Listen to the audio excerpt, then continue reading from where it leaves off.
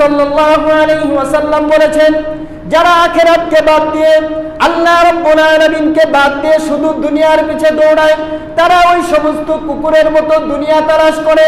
সে হালাল হারাম জানেন দেখে না, ভাই বোঝে না, সন্তান বোঝে না, বাবা বোঝে না, আত্মীয় স্বজন বোঝে না, সবার সম্পদটা কিভাবে কবজা করা যায়, কিভাবে খাওয়া যায়, কিভাবে দুনিয়াটা খাওয়া যায়, সেই চিন্তায় সে লিপ্ত হয়। সেই চিন্তায় সে বারবার বিভোর হয়ে যায়।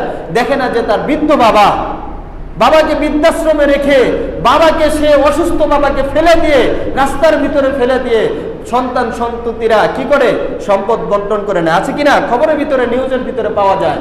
সুতরাং বলেছেন এই সমস্ত লোক হলো এই কুকুরের ন্যায়। সবাই না, আমি প্রথমেই বলেছি দুনিয়া তালাশকারী হলো যেই দুনিয়ার কাজ করতে গিয়ে, যেই দুনিয়ার ব্যবসা করতে গিয়ে, যেই দুনিয়ার বিজনেস করতে গিয়ে, যেই দুনিয়ার অন্য অন্য কাজ করতে গিয়ে আল্লাহ তাআলা থেকে দূরে সরে যায়, যেই কাজ আল্লাহ তাআলাকে ভুলে দেয়, সেটা হলো দুনিয়াদারি।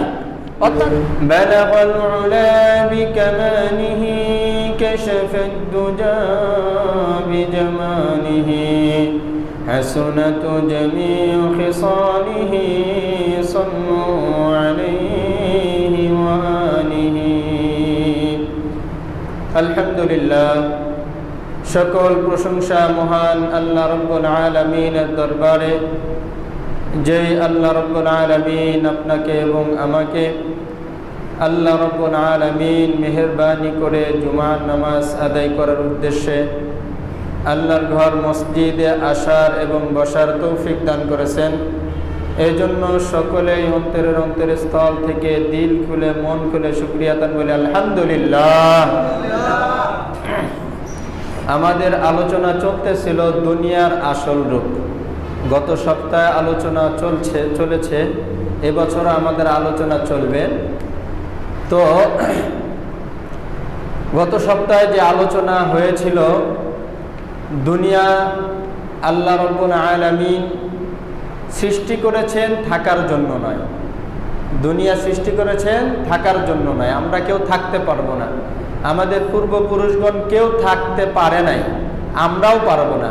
শুধু আমরা না, আল্লাহ রাব্বুল আলামিন বলেছেন কুল্লু মান আলাইহা ফান, পুরা পৃথিবীর ভিতরে যত বস্তু রয়েছে সমস্ত বস্তু ধ্বংস হয়ে যাবে। ওয়ায়াবকা ওয়াজহু রাব্বিকা যুল জালালি ওয়াল ইকরাম, শুধু আল্লাহ রাব্বুল আলামিনের সম্মানিত সত্তা ব্যতীত পৃথিবীর ভিতরে কোনো বস্তুই বাকি থাকবে না। সুতরাং এই দুনিয়া আমাদের আসল মঞ্জিল নয়, এই দুনিয়া আমাদের থাকার জায়গা নয়, এই দুনিয়া আমাদের বাসস্থানের জায়গা নয়। আমাদেরকে যেতে হবে। ক্ষণে ক্ষণে আল্লাহ রাব্বুল আলামিন আমাদেরকে সতর্ক করছেন, ক্ষণে ক্ষণে আল্লাহ তাআলা আমাদেরকে নতুন নতুন বার্তা দিচ্ছেন। আল্লাহ তাআলা বিভিন্নভাবে আমাদেরকে সতর্ক করে। যেমন আমার প্রতিবেশী ভাই আমাকে ছেড়ে চলে গেল, আমার কম বয়সী ভাই আমার থেকে চলে গেল, আমার বাবা আমার থেকে চলে গেল, আমার আত্মীয় আমার থেকে চলে গেল, আমার সন্তান আমার থেকে চলে গেল। এই যে আল্লাহ রাব্বুল আলামিন আমাদের চোখের সামনে এই লোকগুলো নিয়ে যাচ্ছেন, এটা আমাদের বড় একটা সতর্ক। শুধু এটাই নয়, আল্লাহ রাব্বুল আলামিন আমাদের দেহের ভিতরে আমাদের পরিবর্ধন ঘটাচ্ছেন। আমরা ছোট ছিলাম, আমাদের দাড়ি ছিল না, মোচ ছিল না, চুল ছিল না। আল্লাহ রাব্বুল আলামিন এগুলো দ্বারা আমাদেরকে সতর্ক করেছে যে দেখো, এই যে এগুলো ছিল না তোমার হয়ে গিয়েছে। তোমরা পূর্বপুরুষদেরকে লক্ষ্য করো, তারা যখন এই অবস্থায় ছিল তারা আর বেশি দিন বাঁচতে পারে নাই। মানুষের স্বাভাবিক গতিতে যে হায়াত, এমনিভাবে আল্লাহ রাব্বুল আলামিন আবার আমাদের দাড়িগুলো, আমাদের মোচগুলো, আমাদের চুলগুলো পাকতে শুরু করায়। আমাদের চুলগুলো যখন পাকে, প্রত্যেকটা চুল আল্লাহ তাআলা আমাদেরকে সতর্ক হিসাবে দিয়েছেন যে দেখো তোমাদের পরিবর্তন হইতেছে, তোমার আর বয়স বেশি নেই, তুমি আর বেশি দিন বাঁচবে না। এত কিছু সতর্ক করার পরেও দুনিয়ার ভিতরে মানুষের স্বভাব হলো, আল্লাহ রাব্বুল আলামিন বলতেছেন আওয়ালাম ইয়ারাউ আন্না খলাকনা লাহুম মিম্মা আমিলাত আইদিনা আনআমান ফাহুম লাহা মালিকুন। আল্লাহ রাব্বুল আলামিন বলছেন, তারা কি দেখে না যেই সমস্ত বস্তুকে আমি আল্লাহ রাব্বুল আলামিন নিজ হাতে সৃষ্টি করেছি, এটা আমার সৃষ্টিত্ব, আমি এই সমস্ত জিনিসের মালিকানা, কিন্তু তারা দুনিয়ার ভিতরে এই সমস্ত জিনিসের মালিকানা ধরে বসে আছে। তারা বলে আমার বাড়ি, আমার গাড়ি, আমার এগুলো, আমার প্রতিষ্ঠান, আমার সবকিছু, কিন্তু আল্লাহ রাব্বুল আলামিন বলছেন এগুলো কারো নয়, এগুলো দুনিয়ার কোনো মানুষের নয়। তোমরা যে এগুলো মালিকানা সাব্যস্ত করছো, মালিকানা তোমরা দাবি করছো, এটা তোমাদের মালিকানাধীন নয়। তুমি যদি আজকে মারা যাও তাহলে তোমার অবস্থা কি হবে? আল্লাহ রাব্বুল আলামিন বলছেন যে দুনিয়ার ভিতরে তোমার এক টুকরা কাপড়ও থাকবে না। যখন কিয়ামত সংগঠিত হয়ে যাবে, যখন কিয়ামত কায়েম হয়ে যাবে, কিয়ামতের দিবস যখন মানুষ জমা হতে থাকবে, ওই সময় মানুষের গায়ে এক টুকরা কাপড় পর্যন্ত থাকবে না। মানুষ উলঙ্গ হয়ে দৌড়াইতে থাকবে, দৌড়াইতে থাকবে, তারা এক টুকরা কাপড়ের মালিকও থাকবে না। সুতরাং আল্লাহ রাব্বুল আলামিন এই আয়াতের ভিতরে এটাই আমাদের বুঝাতে চেয়েছেন যে দুনিয়ার ভিতরে যে তোমরা বলছো সব জিনিস আমার, এটার মালিক আমি, এটার মালিক আমি, টাকা পয়সার মালিক আমি, বিল্ডিং এর মালিক আমি, 10 তলা বিল্ডিং এর মালিক আমি, আসলে নয়। তুমি 10 তলা বিল্ডিং এর মালিক নয়, বরঞ্চ তুমি তোমার গায়ের কাপড়েরও মালিক নয়, গায়ের কাপড়েরও মালিক নয়। আমরা যখন এখন হঠাৎ করে যদি আমি মারা যাই, তাহলে আমার কাপড়ের মালিক আমি থাকলাম, আমি মৃত্যুবরণ করার সাথে সাথে যত সম্পত্তি আছে সবগুলো ওয়ারিশ, আমার আর এক পয়সাও থাকবে না। এখন আমার ওয়ারিশরা যদি মেহেরবানি করে তাদের টাকা দ্বারা আমাকে কাফন দাফন করে, তাহলেই আমি কাফন দাফন পাবো। অনেক সময় দেখা যায় বেওয়ারিশ লাশ, টাকা পয়সা আছে কিন্তু কেউ কিছু করে না। মানুষ হয়তোবা কেউ বড়লোক মানুষ বা আশেপাশের লোকজন মিলে কাফন দাফনের ব্যবস্থা করে, আছে কিনা? আছে।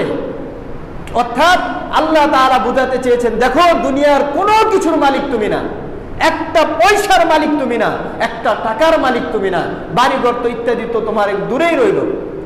সুতরাং আল্লাহ রাব্বুল আলামিন বলছেন দুনিয়ার ভিতরে মানুষের স্বভাব হলো, দুনিয়ার স্বভাব হলো যে দুনিয়ার মানুষ শুধু বলে সব আমার, দুনিয়ার মানুষ বলে সব আমার। এই জন্য আল্লাহর হাবিব সাল্লাল্লাহু আলাইহি ওয়াসাল্লাম বলতেছেন, আদ-দুনিয়া জিফাতুন ওয়া তালিবুহা কিলাবুন, দুনিয়া হলো মরা পচা জানোয়ারের মতো। আর এই দুনিয়া যারা তালাশ করে, আখিরাতকে বাদ দিয়ে যারা তালাশ করে, আখিরাতকে যারা দূরে ঠেলে দিয়ে তালাশ করে, আল্লাহ রাব্বুল আলামিনকে ছেড়ে যারা তালাশ করে এই দুনিয়াটা, তারা হলো ওই কুকুরের মতো, যেই কুকুর মরা জীবজন্তু তালাশ করে করে খায়। আল্লাহর হাবিব সাল্লাল্লাহু আলাইহি ওয়াসাল্লাম এখানে কয়েকটা উদাহরণ দিয়েছেন যে কেন আমি বলেছি এই দুনিয়াটা মরা জানোয়ারের মতো। যারা আল্লাহকে ছেড়ে দুনিয়া, আখিরাতকে ছেড়ে দুনিয়ার পিছে দৌড়াদৌড়ি করে, তারা ওই কুকুরের মতো কেন আমি উদাহরণ দিয়েছি জানো কিনা? কুকুরের স্বভাব কয়েকটি স্বভাব। এক নম্বর স্বভাব হলো কাকও গোস্ত খায়, মরা পশুর, শগুনও গোস্ত খায়, কুকুরও গোস্ত খায়, কিন্তু অনেকগুলো কাক একসাথে খায়, অনেকগুলো শগুন একসাথে খায়, তারা সবাই মিলে জিলে খায়। কিন্তু একটা মরা জন্তু পেলে কুকুর সে নিজেই খায়, অন্য কাউকে খেতে দেয় না, অন্য কাউকে খেতে দেয় না। একটা জানোয়ার পেলে দেখবেন কুকুর খাওয়া বাদ দিয়ে আগে ওই পাখি বা শগুন বা কাক বা অন্য কোনো কুকুর থাকলে শক্তিওয়ালা ওই কুকুরটা ওই সবগুলোকে আগে তাড়ায় দেয়, সবগুলোকে আগে খেতে দেয়, দিয়ে সে একা খাইতে চায়। ঠিক আল্লাহর হাবিব সাল্লাল্লাহু আলাইহি ওয়াসাল্লাম বলেছেন, যারা আখিরাতকে বাদ দিয়ে, আল্লাহ রাব্বুল আলামিনকে বাদ দিয়ে শুধু দুনিয়ার পিছে দৌড়ায়, তারা ওই সমস্ত কুকুরের মতো দুনিয়া তালাশ করে। সে হালাল হারাম জানেন দেখে না, ভাই বোঝে না, সন্তান বোঝে না, বাবা বোঝে না, আত্মীয় স্বজন বোঝে না, সবার সম্পদটা কিভাবে কবজা করা যায়, কিভাবে খাওয়া যায়, কিভাবে দুনিয়াটা খাওয়া যায়, সেই চিন্তায় সে লিপ্ত হয়। সেই চিন্তায় সে বারবার বিভোর হয়ে যায়। দেখে না যে তার বৃদ্ধ বাবাকে বৃদ্ধাশ্রমে রেখে, বাবাকে সে অসুস্থ বাবাকে ফেলে দিয়ে, রাস্তার ভিতরে ফেলে দিয়ে সন্তান সন্ততিরা কি করে সম্পদ বন্টন করে নেয়, আছে কিনা খবরের ভিতরে, নিউজের ভিতরে পাওয়া যায়। সুতরাং আল্লাহর হাবিব বলেছেন এই সমস্ত লোক হলো এই কুকুরের ন্যায়, সবাই না। আমি প্রথমেই বলেছি দুনিয়া তালাশকারী হলো যেই দুনিয়ার কাজ করতে গিয়ে, যেই দুনিয়ার ব্যবসা করতে গিয়ে, যেই দুনিয়ার বিজনেস করতে গিয়ে, যেই দুনিয়ার অন্য অন্য কাজ করতে গিয়ে আল্লাহ তাআলা থেকে দূরে সরে যায়, যেই কাজ আল্লাহ তাআলাকে ভুলে যায়, সেটা হলো দুনিয়াদারি। অর্থাৎ আমি ব্যবসা করি, আমি আল্লাহ তাআলাকে স্মরণ করি, এটা দুনিয়াদারি না, দুনিয়াদারি না। কেননা আল্লাহ রাব্বুল আলামিন বলছেন ফাইযা কুদিয়াতিস সালাতু ফান্তাশিরু ফিল আরদি ওয়াবতাগু মিন ফাদলিল্লাহ। যখন তোমরা ফরজ সালাতগুলো আদায় করো, ফরজ নামাজ আদায় করো, আদায় করার পরে তোমরা আর মসজিদের ভিতরে বসে থেকো না, তোমরা আর মসজিদে তাসবিহ তাহলিল পড়ো না। কেননা তোমাদেরকে আল্লাহ রাব্বুল আলামিন পরিবার দিয়েছে, পরিজন দিয়েছে, তোমার পেট দিয়েছে, তোমার আত্মীয় স্বজনকে দেখাদেখি করতে হবে। এই জন্য তুমি আর দুনিয়ার মসজিদে বসে থেকো না, দুনিয়ার ভিতরে ছড়িয়ে ছিটিয়ে যাও, দুনিয়ার ভিতরে গিয়ে হালাল রিজিক তুমি তালাশ করো। হালাল রিজিক তালাশ করলে এটাও আল্লাহ রাব্বুল আলামিন ইবাদত হিসাবে সাব্যস্ত করবে। সুতরাং এই যে আমি ব্যবসা বাণিজ্য, খেতে খামারে যত কাজ করি, এগুলো সবই কি দুনিয়াদারি? না, সব দুনিয়াদারি না। দুনিয়াদার হলো ওই বস্তু, ওই জিনিস যা আমাকে আখিরাত থেকে দূরে সরে নিয়ে যায়, আল্লাহ তাআলা থেকে দূরে সরে নিয়ে যায়। সুতরাং যেই মানুষটা তার পিতাকে বৃদ্ধাশ্রমে রেখে তার টাকা পয়সা আত্মসাৎ করে, সে কি আল্লাহ তাআলার রাস্তার দিকে যায়, দিনের দিকে যায়? না, সে আখিরাত থেকে দূরে সরে গিয়ে দুনিয়ার পিছনে দৌড়াদৌড়ি করে। সুতরাং আল্লাহর হাবিব বলেছেন আদ-দুনিয়া জিফাতুন ওয়া তালিবুহা কিলাবুন। যারা এই সমস্ত কাজ করে, আল্লাহ তাআলাকে ভুলে গিয়ে আত্মীয় স্বজন চেনে না, বাবা মা চেনে না, সন্তান চেনে না, সমস্ত মানুষের টাকাগুলো আত্মসাৎ করতে সে দুনিয়ার পিছনে দৌড়াদৌড়ি করে, এই সমস্ত লোক হলো ওই কুকুরের নাই। এমনি ভাবে কাক সারাদিন, কাক বা শগুন অন্য জীবজন্তু মরা গরু খায়, কিন্তু খাওয়ার পরে রাতে সে আর সেখানে থাকে না, তার বাসায় চলে যায়। সেখানে গিয়ে সে তার বিশ্রাম নেয়, তার বাসায় দেখাশোনা করে। কিন্তু কুকুরের অবস্থা হলো দিন রাত 24 ঘন্টা ওই মরা পশুর পিছনে লেগে থাকে। সে আর ওখান থেকে যাবে না যতক্ষণ পর্যন্ত না সামান্য পরিমাণ একটা টুকরা ওখানে থাকবে, ততক্ষণ পর্যন্ত ওই কুকুর এখান থেকে আর লড়ালড়ি করবে না, এখানেই থাকবে। সুতরাং যারা দুনিয়ার পিছনে আল্লাহ তাআলাকে ভুলে গিয়ে দৌড়াদৌড়ি করে, তাদের অবস্থা হলো এইরকম। তারা দিন রাত মেহনত করে, নামাজের সময় দেখে না, ঘুমের সময় দেখে না, সব সময় তারা দুনিয়ার পিছনে দৌড়াদৌড়ি করতে থাকে। কোনো সময় ঘুমায় নেই, নামাজের সময় নেই, তার অন্যান্য বিশ্রামের সময় নেই, দিন রাত 24 ঘন্টা শুধু দুনিয়া আর দুনিয়া, হালাল হারাম কোনো কিছু বাঁচে না। আছে কিনা এরকম লোক?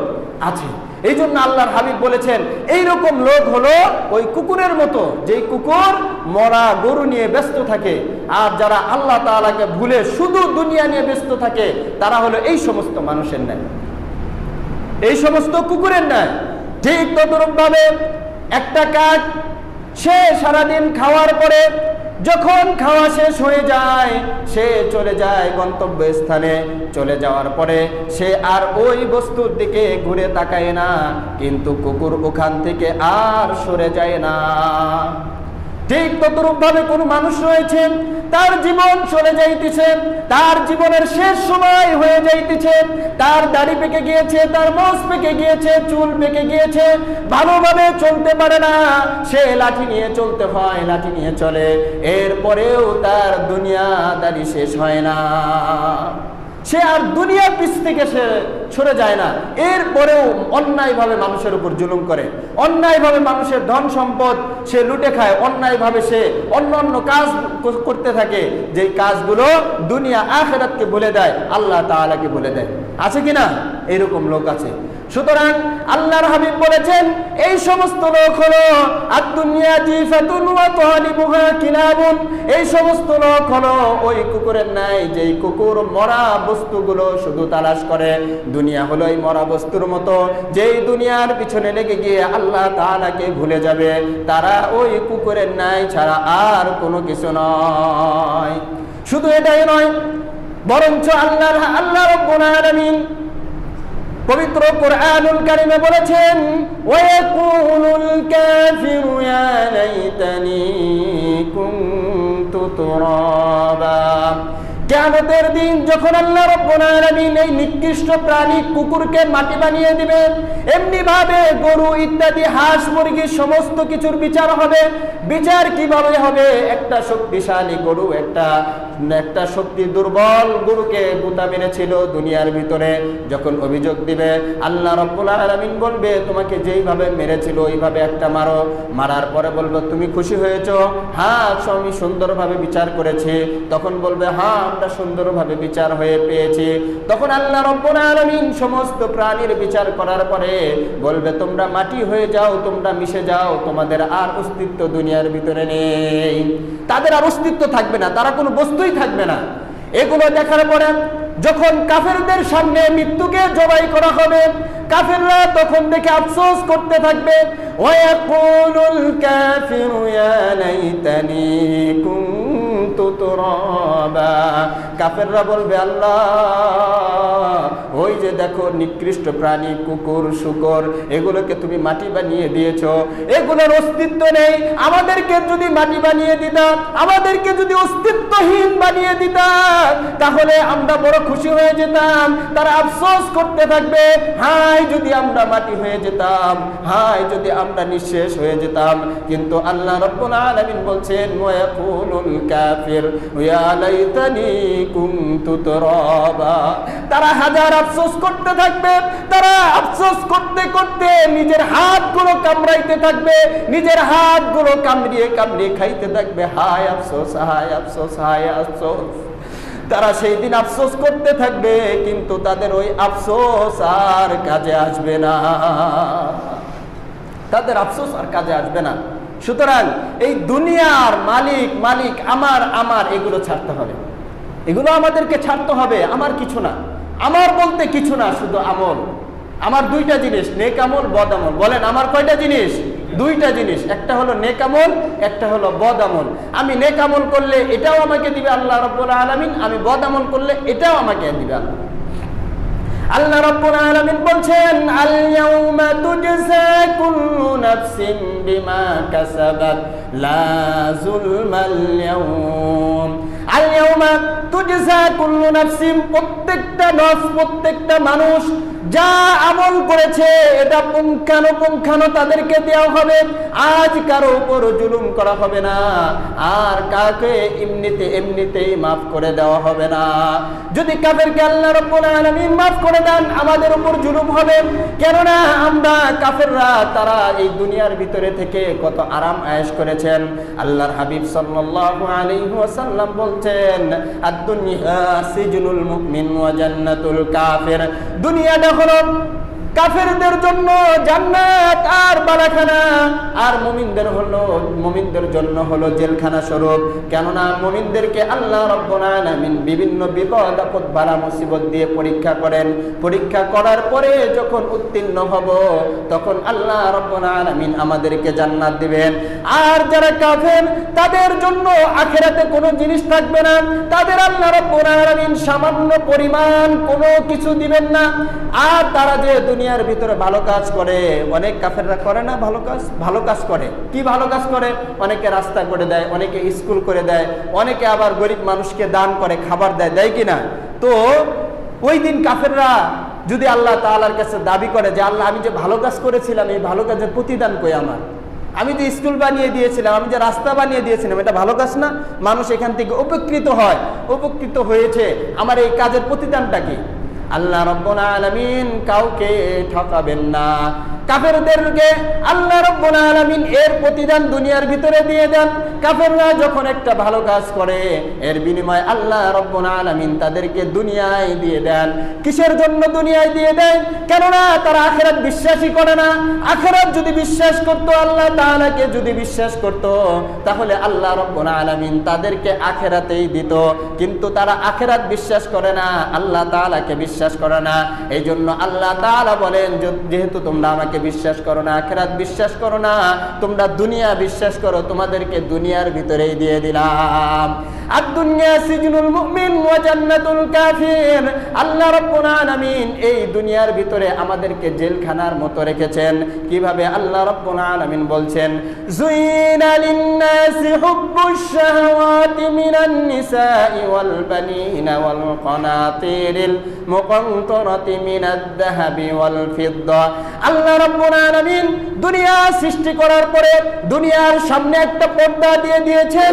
পর্দাটা হলো আল্লাহ রাব্বুল আলামিন দুনিয়া সৃষ্টি করার পরে দুনিয়ার ভিতরে কিছু জিনিস দ্বারা আমাদেরকে সুসজ্জিত করে দিয়েছেন।